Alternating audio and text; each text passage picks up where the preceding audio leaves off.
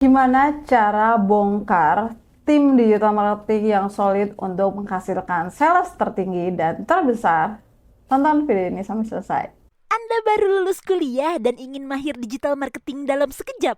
Bongkar rahasianya di sini. Halo guys, welcome back to channel Ratu Tips. Masih bersama saya Vika. Kalian lagi ada di episode 61. Gimana sih rahasia dan kita akan membongkar tim sukses digital marketing yang sangat solid, yang bisa menghasilkan omset hingga miliaran rupiah per bulan. Jadi seorang pimpinan nih, leader nih, kayak misalkan seorang manajer atau supervisor, itu wajib bisa memimpin timnya untuk membangun tujuan yang sangat jelas. Sebagai contoh, kita tuh semua harus tahu bahwa misalkan kalian punya tim nih, misalkan tim digital marketing, sudah ada 5 orang nih timnya nih. Ada yang seorang videographer, ada yang kameramen, ada desainer, ada yang bikin konten, bahkan ada yang iklanin nih. Atau misalkan ada tambahan lagi timnya yang buat SEO, bikin landing page, dan lain sebagainya. Nah, ketika kalian membuat sebuah tim, ya, semua orang dalam satu tim ini harus jelas dan tahu tujuan mereka bekerja di satu bisnis tersebut.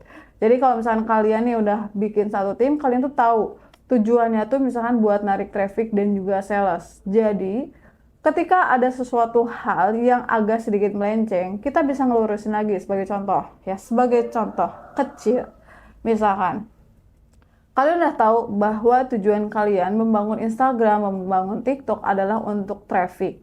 Tapi di tim kalian masih ada yang mikirin misalkan, aduh nanti berantakan lah, atau misalkan kalau misalkan warnanya gini, please gitu ya, bikin tujuan yang sama dan juga jelas. Jadi tujuan kalian tuh apa? Kalau untuk narik sales, ya udah fokus kepada tujuan narik sales dan juga traffic, ya. Jadi jangan sampai terkendala dengan hal-hal kecil yang membuat tim kalian nggak solid, pertama. Dan yang kedua, sebagai seorang leader dan juga seorang tim yang ada di dalam digital marketing, wajib paham tugas dan peran tanggung jawab kalian masing-masing. Sebagai contoh, kalau misalnya kalian seorang supervisor nih, tahu kalian tuh wajib monitoring anak buahnya, wajib tahu kerjaannya udah sampai mana, deadline-nya sampai kapan, itu wajib paham. On progress-nya sampai mana, kalian udah tahu, udah wajib tahu.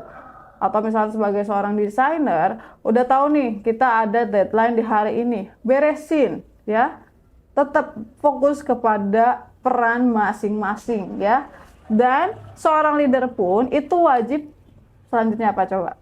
Bisa merangkul, ya, merangkul timnya biar tetap solid. Sebagai contoh, setiap orang, setiap SDM, setiap manpower yang ada dalam tim kalian itu pasti memiliki kelebihan dan kekurangan masing-masing. Tapi gimana caranya biar mereka tuh bisa memberikan hal yang maksimal dalam pekerjaannya? Itulah fungsi seorang leader, ya. Seorang leader wajib paham satu persatu karakter, ya. Misalnya nih, ini anak nggak bisa digalakin, harus dipuja-puji nih biar hasilnya bagus, sebagai contoh. Terus anak ini kayaknya dia nggak baperan, kayaknya mau lu galakin, lu suruh deadline-nya beres, pasti dikerjain, sebagai contoh. Terus satu lagi, aduh nih anak nggak bisa digalakin, harus dikasih deadline agak jauh-jauh hari, dikasih jauh-jauh hari. Nah, dengan mengetahui watak dari tim kalian nih sebagai seorang leader, itu akan menciptakan sesuatu hal yang sangat rukun dalam timnya, sehingga tidak ada saling sikut-sikutan dalam satu tim yang sama. Makanya dari itu fungsinya leader adalah menyatukan, merangkul tim kalian biar tetap solid, biar tetap pada fokus pada tujuan utama. Jadi jangan sampai sikut-sikutan, ngejelek-jelekin pada dalam satu tim yang membuat akhirnya hasilnya tidak maksimal.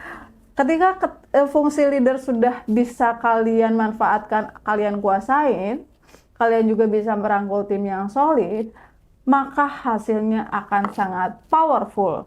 Baik itu dari hasil konten, dari hasil iklan, tidak ada baper-baperan gitu ya, saling menghargai, dan yang terpenting kuncinya apa coba? Respect each other. Itu sangat penting dalam satu tim, ya. Jadi kalau misalnya tim ini kurangnya ini, ya udah kita pahamin, ya. Kita lihat juga misalkan manpower lain, ini kurangnya apa, kita saling membantu satu sama lain. Kalau misalkan dalam satu tim ada yang kurang-kurang, ya kita bantu. Tapi kalau misalkan memang ada satu tim yang sering nih ngerecokin atau tidak kurang baik, mungkin kita bisa kasih tahu dulu. Tapi kalau misalkan memang tidak bisa lagi masuk dalam tim, ya why not, tapi tetap harus baik-baik.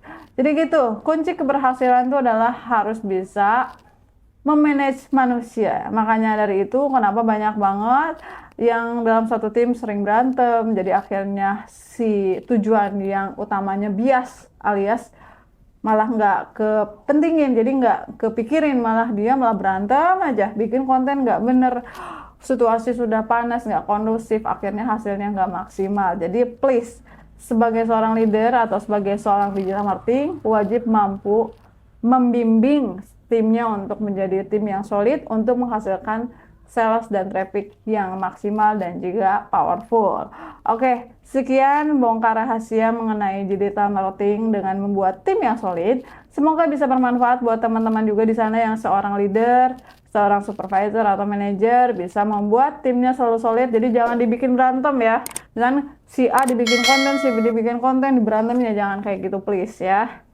Bikin dan kenali kelebihan dan kekurangan tim kalian jadi bisa lebih maksimal dalam bekerja. Oke, buat teman-teman juga mau belajar digital marketing, baca e-booknya bisa baca. Kalau kalian juga pengen belajar online course bisa langsung gabung, chat ke aku aja, bisa nanti ikutan daftar. Oke, thank you so much sudah nonton video ini. Sampai jumpa di video selanjutnya.